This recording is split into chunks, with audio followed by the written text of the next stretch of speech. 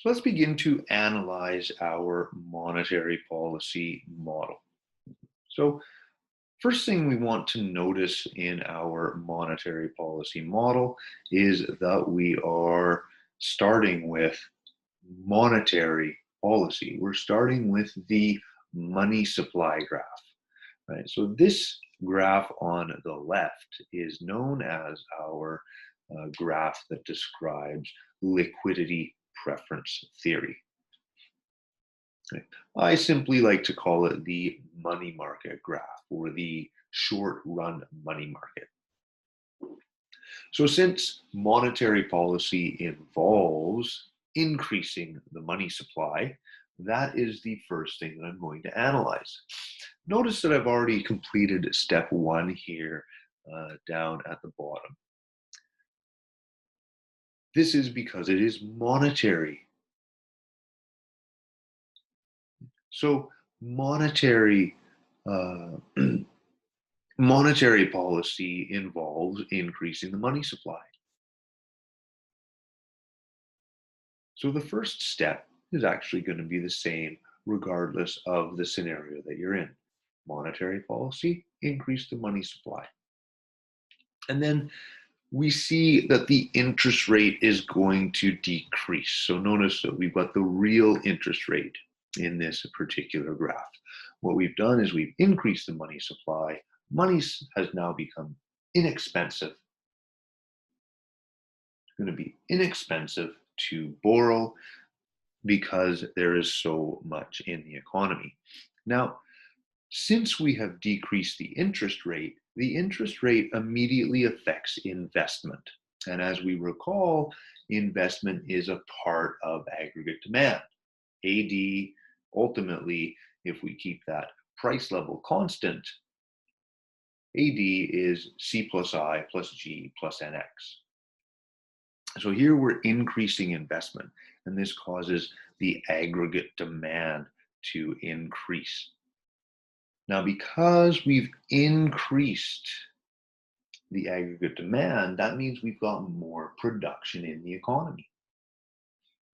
Since we have more production in the economy, people need more money, right? How am I going to buy this extra production? Oh, I need to have more money. So we end up with an increase of the money demand, and that will increase our interest rate, although it's not going to increase all the way to our original interest rate, or not. So notice in this we've got some orders of causation, which are going to be common throughout both the monetary policy analysis and the fiscal policy analysis. Money supply increases. Oh, money supply increases, interest rate decreases. Interest rate decreases, this will affect investment. Investment is a component of the aggregate demand. Oh, I want to buy more stuff, i.e. the aggregate demand increases. Hey, I'm going to need more money.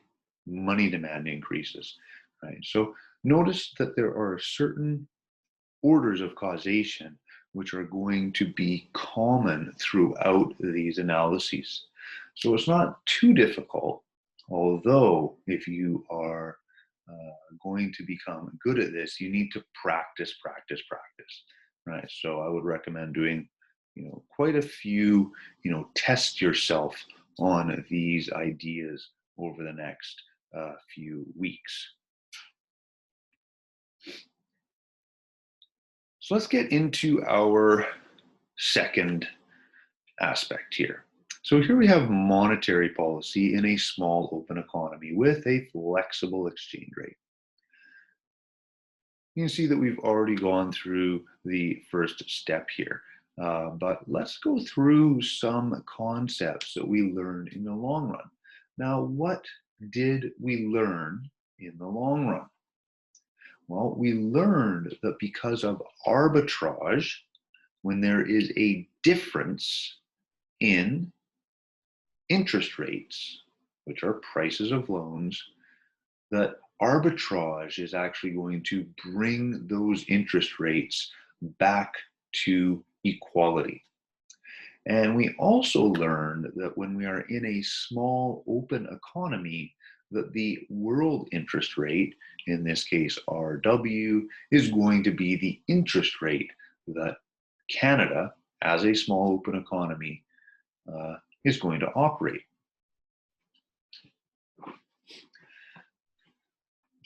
So we've got our increase in the money supply, which is going to decrease the interest rate.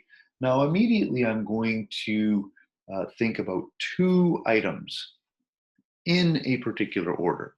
The first item that I'm going to think about is going to be that my interest rate in Canada, R1, is lower than RW. So if the interest rate in Canada is lower than the interest rate in the world, where are Canadians going to send their money? Are they going to keep their money in Canada and receive R1? Or are they going to send their money overseas and receive RW? Well, the answer, of course, is they're going to send their money overseas. And we've learned that this means that the net capital outflow increases. And since the net capital outflow is increasing, that means that the exchange rate is going to decrease in the foreign exchange market, which means that the net exports is going to increase.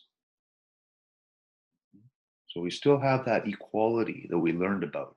Net capital outflow is equal to net exports. So there is our foreign exchange market, NCO, E, and NX. The second thing that I'm going to analyze when I see this change in the interest rate is that investment. So the aggregate demand is going to increase because Canada's interest rate is lower. Therefore, Canadian investors are going to increase their investment. So notice that we've got an increase in the aggregate demand because of two reasons. We've got an increase in net exports, and we have an increase in investment. Right? So we see essentially two shifts here in the AD. We can break it down to. And then you might remember that the other thing that we want to look at is, well, since we've increased the aggregate demand, that means that there is going to be an increase in money demand. How are we going to buy this extra production? Well, we're going to need more money. So the money demand is going to increase, which is going to increase R, and we're going to get back to RW. And that's exactly where we would expect to end up, because Canada, as a small open economy, is a price taker. And therefore, they're always going to end up at RW in the long run.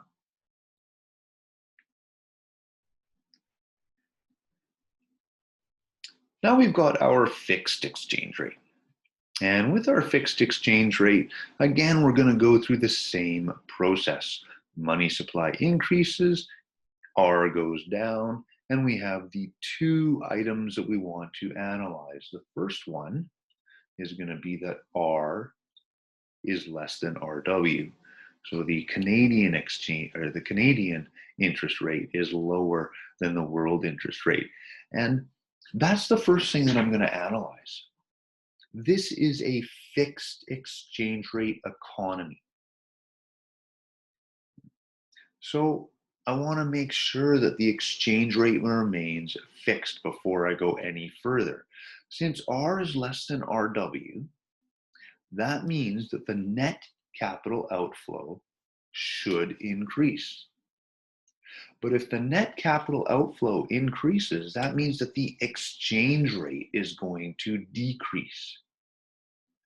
Since we're in a fixed exchange rate economy, we're going to have to bring that exchange rate back up. How are we going to do this? Well, we need to take Canadian money out of the economy, which means that the central bank is therefore going to have to decrease the money supply in order to bring that exchange rate back up. But notice the contradiction here. Notice that we started by increasing the money supply, but that automatically caused a decrease in the exchange rate. So now we have to decrease the money supply. So remember, at the beginning, we said, hey, this is not going to work. So notice that the central bank can't actually keep the exchange rate fixed if it's changing that money supply. It can react to a change in the exchange rate by increasing or decreasing the money supply. However, it can't start by changing the money supply because it's simply going to have to reverse its original decision. So, money supply, where the central bank is not able to control both the money supply and the exchange rate simultaneously. It can't do what it wants with both of them. It essentially has to choose one. Am I going to talk about the money supply? Am I going to change the money supply? Or am I going to try and keep the exchange rate fixed?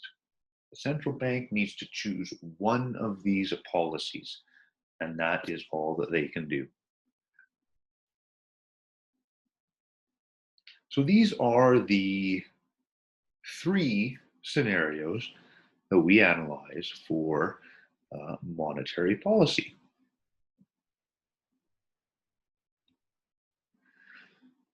Next up, we're going to look at fiscal policy.